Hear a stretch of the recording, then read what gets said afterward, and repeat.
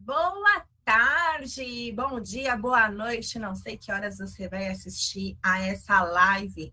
Sejam todos muito bem-vindos, Trabalhista na Prática. Para quem não me conhece, meu nome é Karina Correia, sou advogada, atuo na área trabalhista há mais de 15 anos e, por baixo, eu já fiz mais de 3.000 audiências. Estou aqui hoje para te ensinar um pouquinho mais sobre a sua prática trabalhista e hoje eu vou dar várias chaves para que você conquiste a confiança do seu cliente. E aí, pessoal, vocês já se depararam com alguma situação em que o cliente de vocês ficou inseguro? Ou vocês já se depararam com uma situação em que o cliente de vocês já disseram ou já disse que só quer fazer audiência com você? Olha que sonho. Como que você chega nesse nível? O cliente pode falar, não quero fazer audiência com a Karina. E eu já tive isso, já contei aqui em outros episódios, principalmente quando eu me formei, que tinha 22 anos e as pessoas achavam que eu não tinha experiência nenhuma, não queriam fazer audiência comigo. Então, claro que não foi do dia para a noite, foi uma construção. E eu tô aqui para entregar isso para vocês. Como que eu construí a minha autoridade? Como que você pode também construir a sua? Confiança é algo que a gente conquista aos poucos. Não é algo que a pessoa já nasce confiando em você. Outra questão. Para perder a confiança é 2. Você pode ter 10 anos de trabalho para conquistar a confiança do seu cliente. Mas se você fizer uma coisa errada, ele vai perder a confiança em você. Então a gente tem que tomar muito cuidado com a nossa fala. Aqui, vocês sabem, meu principal cliente é empresário. Então, eu atuo tanto na área preventiva quanto na área contenciosa. Na área preventiva, o desafio de ter a confiança do cliente é muito maior. Quando eu estiver falando aqui sobre área preventiva, vocês também podem utilizar esses ensinamentos para a área contenciosa. Afinal de contas, quem nunca estava aguardando uma audiência e o cliente começou a perguntar outros assuntos que não tinham relação direta com o processo, porque ele queria, talvez, testar o seu conhecimento, saber se você era de confiança. Então, por exemplo, um cliente perguntou se tem direito a receber tal aviso. Você, como advogado ou como advogada, tem a obrigação de dizer para o seu cliente que nada é certo. Você nunca pode prometer o resultado. Começa por aí. Ah, mas eu vou ficar sempre em cima do muro? Não. Você vai se posicionar, mas vai dizer, olha, eu acredito que sim, você tem direito por causa disso, disso, disso, mas existe uma corrente que entende assim, assim, assado. Vai depender, no final das contas, do entendimento do juiz. Quem vai dar a sentença é o juiz. A doutora Alessandra está aqui compartilhando. A verdade, muita habilidade, até por conta das consultas que eles fazem por Dr. Google. E vou além. Tem cliente que quer saber mais do que um advogado. Você tem que lembrar uma coisa que eu sempre falo. Ninguém procura um advogado para dizer assim, nossa, como eu estou feliz, eu vou procurar um advogado. Não. As pessoas vão te procurar porque tem uma dor, tem um problema. Ou porque receberam um processo e vão considerar esse processo injusto, ou porque sofreram uma situação que consideram injusta e precisam entrar com o processo para resolver. Então, você tem que ter, além de habilidade jurídica, habilidade emocional, inteligência emocional. Você tem que aprender a acolher a dor do seu cliente para que ele confie em você, exponha todos os fatos para você. Eu costumo dizer que a gente é até um pouquinho de psicólogo. E o cliente vem e despeja um caminhão de emoção. Aí você fala, olha, eu entendi, me compadeço, me solidarizo com o que você está passando, mas vamos trazer isso para o direito. O juiz não vai olhar dessa forma. Para o juiz, essa parte não interessa. Para o juiz interessa isso. Então, vamos focar nisso. Mas você tem que acolher o cliente. Então, essa questão de inteligência emocional, de práticas de atendimento, você vai construir ao longo do tempo. Uma questão super importante é, se você não tem segurança de responder bate pronto alguma pergunta, limita o seu cliente. Todas as dúvidas são respondidas apenas e tão somente por e-mail. No começo da carreira, isso é fundamental, porque antes de você dar uma resposta, você precisa se certificar se o que você pensa está certo. E por telefone, você não vai falar, peraí, deixa eu procurar no Google, eu já te respondo. Você não vai fazer isso. Você tem que responder bate pronto. Então, isso é com o passar dos anos, com o seu crescimento na carreira, com o seu domínio no assunto. Meu cliente vai perguntar da necessidade de cartão de ponto. A reforma da lei trabalhista, né? Reforma trabalhista, em 2017, agora só é obrigatório para quem tem mais de 20 funcionários. Até antes disso, eram 10 funcionários. Eu sabia de cor. Então, se o cliente me perguntasse, sou obrigado a ter cartão de ponto? A primeira pergunta de volta, quantos funcionários você tem? Ah, eu tenho 8. Não precisa. Ah, então 12. Antes da reforma trabalhista, precisa. Depois da reforma trabalhista, não precisa. Eu tenho 21. Precisa. E se hoje o seu cliente falar, eu tenho 20, exatamente 20. A gente fala tanto assim, né? Até 20 funcionários, não precisa. Acima de 20 funcionários, precisa. E se tiver 20? Olha só. Se hoje alguém me perguntar isso, eu vou falar, preciso ler a letra da lei. Se lá estiver escrito que é até 20, 20 precisa. Se lá tiver escrito acima de 20, 20 não precisa. Sei tudo de cor? Não. Você vai responder para o cliente, eu vou confirmar e já te respondo. Me dá um e-mail para eu te dar a resposta formal. E aí você vai dizer para o cliente, é importante que todas as respostas sejam formalizadas por e-mail. Até porque no futuro você pode construir um acervo de pareceres. Se você imprimir direitinho os e-mails, cadastrar num arquivo todas as respostas, se você tiver uma rotatividade de funcionário, não precisa o funcionário me perguntar a mesma coisa daqui a um tempo. Você já vai ter a resposta na sua empresa. Você pode dizer, vou deixar por e-mail para deixar registrado e depois, amanhã ou depois, se você tiver alguma dúvida, você pode retornar para ler novamente. E aí, pronto, você ficou tranquilo de você não responder nada errado, porque se você responder errado, você vai perder a confiança do seu cliente. Você não pode. Você tem que responder e dar as opções. E aqui eu falo, principalmente para assessoria preventiva. Não é você quem vai decidir. Você tem que deixar claro quais são as ações e quais são as consequências possíveis. Seu cliente quer contratar uma pessoa autônoma. É possível? É possível, mas você tem que deixar claro que se ele tiver habitualidade, subordinação, onerosidade, pessoalidade, ele pode pleitear o vínculo empregatício. Então, você vai fazer a assessoria do seu cliente, perguntando para ele se essa pessoa faltar, se ela pode se fazer substituir por outra pessoa, se fizesse, ok.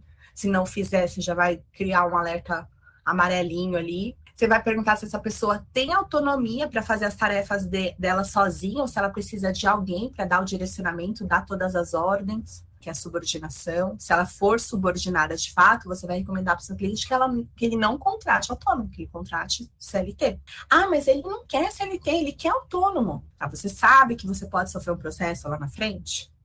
Pode acontecer isso, isso, isso. Pode ter uma fiscalização no Ministério do Trabalho, você pode tomar uma multa. Você está afim de correr esse risco? Se você tiver, ok. Ah, não tô. Então, registre. Não, na essência, ele é realmente autônomo.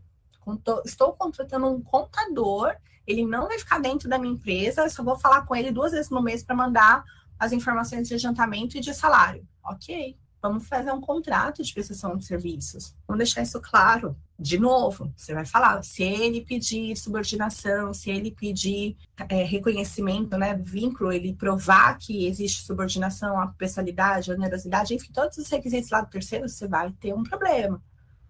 Pode ser que ele entre, pode ser até que ele perca, mas você vai ter que responder um processo. Tudo bem? Tudo bem. Não, não tá tudo bem. Então, registre. Quem vai dar a opção é você, mas quem vai fazer a escolha é o cliente. Porque amanhã ou depois, ele vai falar assim para você, mas foi você que mandou eu fazer autônomo. Não, eu não mandei você fazer autônomo. Eu disse para você que tinha essas opções, você que escolheu. E aí a responsabilidade não é sua. Nisso você ganha muito. Porque só de você não ter um atrito com o seu cliente no futuro, você já está no lucro. Quantos e quantos clientes eu já vi nesses 15 anos de advocacia que o advogado até desempenhava um bom trabalho, mas por algum erro bobo, ele perdeu a confiança. Posso dar alguns exemplos, evidentemente sem citar nomes.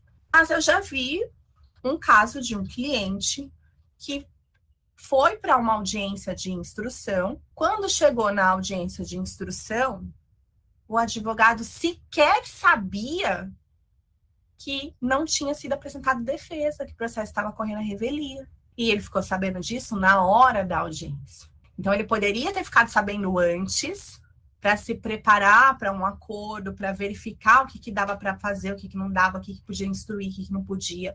Porque, apesar dos efeitos da revelia, a instrução iria acontecer. Só que ele foi tendo certeza que tinha protocolado a contestação. E não tinha. O processo que tinha corrido a revelia. Já tive fiquei sabendo outro caso, outro exemplo, que uma pessoa, colega advogada até, perdeu um cliente porque esqueceu de avisar o cliente. Esqueceu, não, ela achou que não era obrigação dela.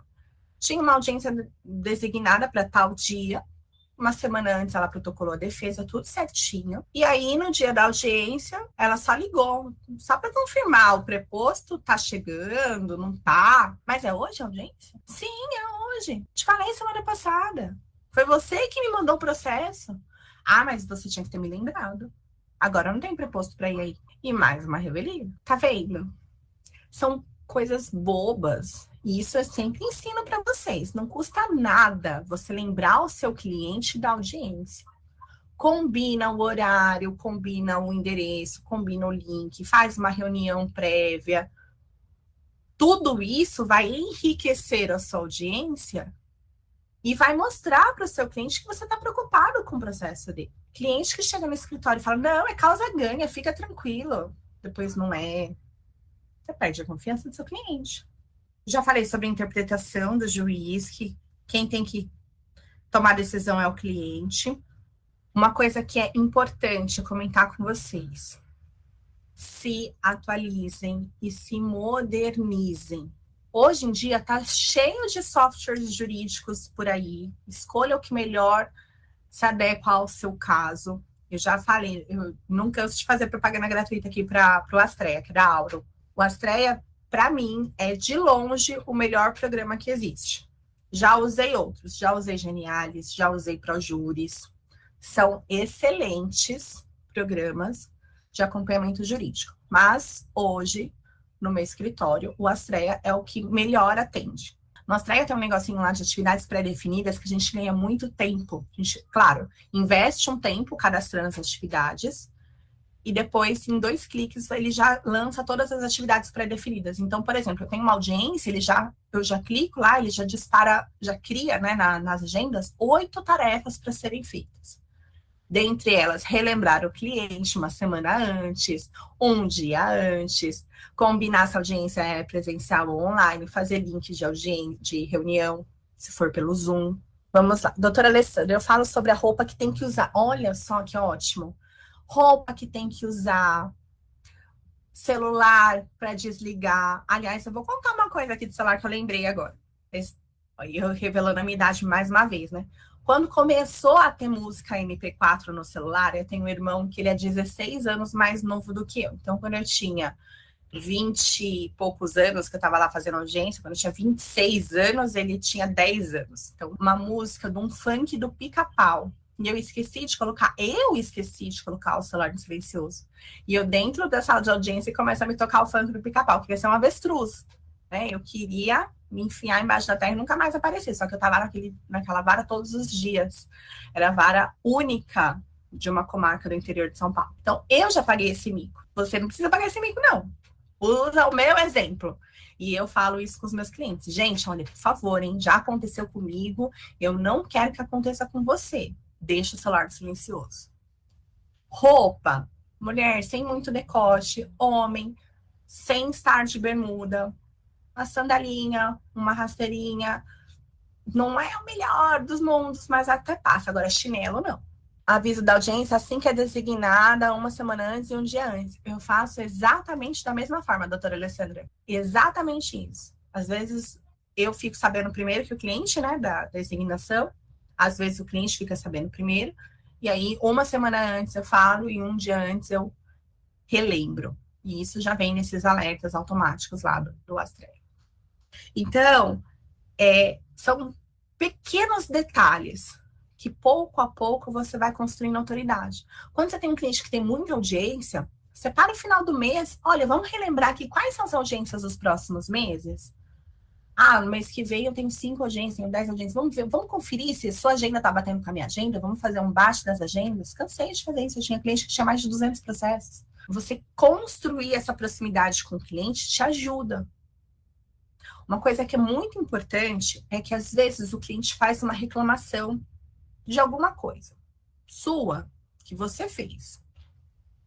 E aí, num primeiro momento, nós somos humanos. O nosso instinto é nos defender. Não fizemos isso. Não. Gente, não faça isso. Isso é horrível. Isso é horrível. Escute o cliente. Escute a reclamação dele. Aceite como uma crítica construtiva. Faça uma autoanálise. Será que ele tem um pontinho de verdade na questão que ele está falando? Será que ele tem um pontinho de razão no que ele está falando? Eu já tive casos aqui de eu falar para minha cliente, olha, sabe a carteira que você me mostrou para a gente entrar com a ação? Então, leva ela lá na vara, na secretaria da vara, que eles precisam fazer uma anotação, uma correção, tá bom? Tá bom. Aí ela levou outra. E a outra estava com data diferente. E aí, depois, eu fui a culpada de não ter dito exatamente qual que era a carteira que ela tinha que levar. Como se eu soubesse que ela tinha 2 carteiras. Como se eu soubesse que as datas estavam diferentes. Deu maior problemão. Aí a gente vai costurando aos poucos. Desculpa, né? Lamento pelo ocorrido, mas ó, vamos ver o que a gente pode resolver. Isso não vai mais acontecer, né? A gente vai procurando uma solução. Já aconteceu, às vezes, o cliente manda mensagem, principalmente antes que eu não tinha, eu tenho um outro sistema que chama DigiSaque. Ele é como se fosse uma central de atendimento PABX, só que do WhatsApp. Então, já aconteceu antes de eu ter esse DigiSaque, de algumas mensagens ficar lá para baixo e ficar como não lida. Acabou que o cliente demorou de ter uma resposta. Ele reclamou, e com razão. É culpa do cliente que eu recebi 50 mensagens daquele dia? Não. O problema do cliente é sempre o mais importante da vida. Você tem que mostrar para ele que você está dando importância para o problema dele. Doutora Alessandra, marco também pelo menos meia hora antes para lembrar dos fatos. Eu faço um resumo dos fatos. Já aconteceu deles esquecerem o que aconteceu. Já acontece. Eu gravo. Adoro gravar reunião. Primeira reunião, principalmente se eu estiver advogando pelo reclamante, me permite gravar, porque na hora que eu estiver escrevendo essa inicial, para não ficar te perguntando, aí eu gravo. Para não chegar na hora da audiência e falar, não falei isso não. Falou, tá aqui. Quando tem testemunha, explico quais são as possíveis perguntas que irão fazer. Esses dias, o advogado da parte contrária perguntou se ela quer que alguém ganhe ação. A sorte que eu falei com ela antes. Perfeito. Eu sempre ensino isso, gente. Conversa com a testemunha antes.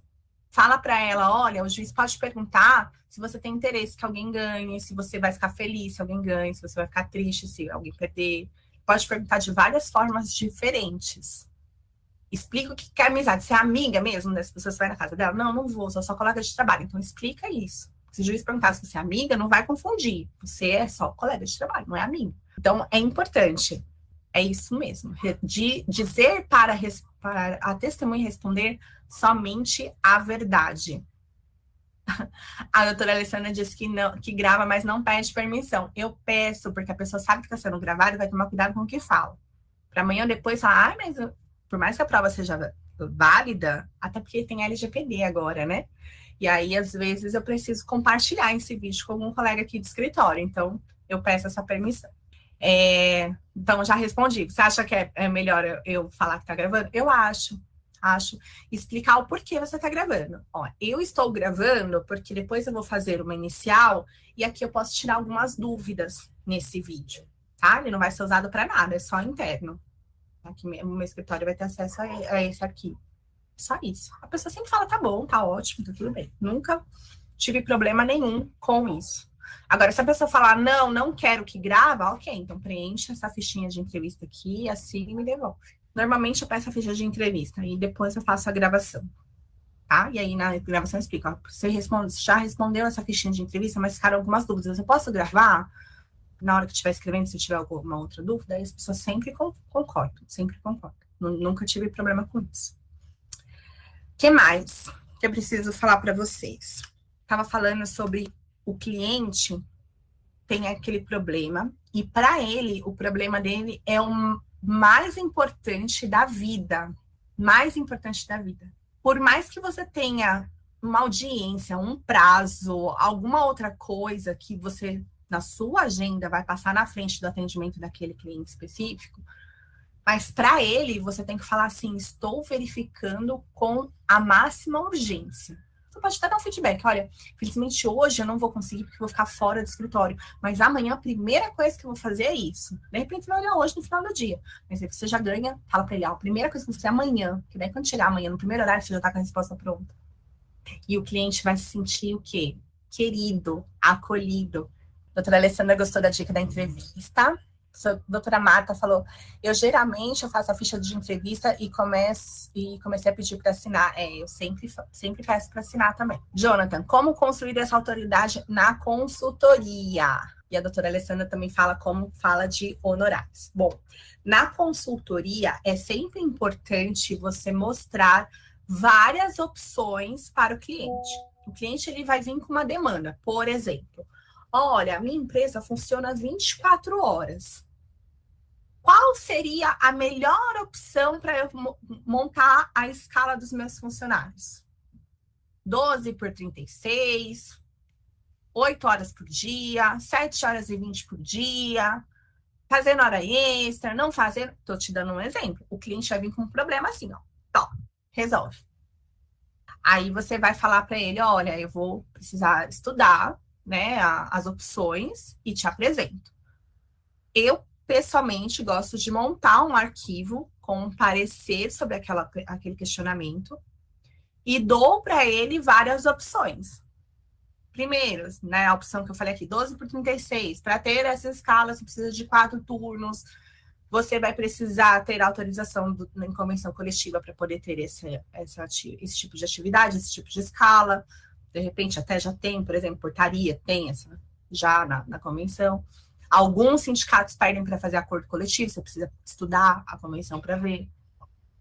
Você pode contratar por 8 horas, aí você tem que ter três turnos. Como é que você vai fazer com o horário de intervalo? Enfim, você, advogado, tem que mostrar para ele várias opções e ele que vai escolher. E aí você pode sempre dizer as consequências. Olha, se eu colocar a escala 12 por 36 sem autorização do sindicato, depois o sindicato pode vir pedir uma multa normativa. Depois o sindicato pode vir e querer que essas 4 horas sejam extras. A doutora Alessandra falou como falar de honorários. Doutora Alessandra, você está com um passo na semana que vem.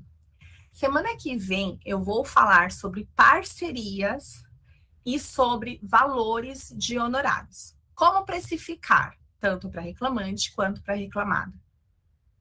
Tem a tabela da OAB, você pode chamar. Tá, mas semana que vem a gente vai falar sobre isso e vai falar também sobre contratos de parcerias. Qual que é a proporção ideal? Quem traz o cliente que ganha mais? Quem executa o trabalho que ganha mais? Tem várias formas de parceria. A gente vai conversar sobre elas na próxima semana. E é isso. Obrigada por vocês estarem aqui comigo. Fiquem à vontade para me chamar no direct, compartilhar a experiência de vocês. A ideia é que essa comunidade aqui ela cresça e a gente aprenda mutuamente. Então, até semana que vem. Obrigada. Tchau, tchau.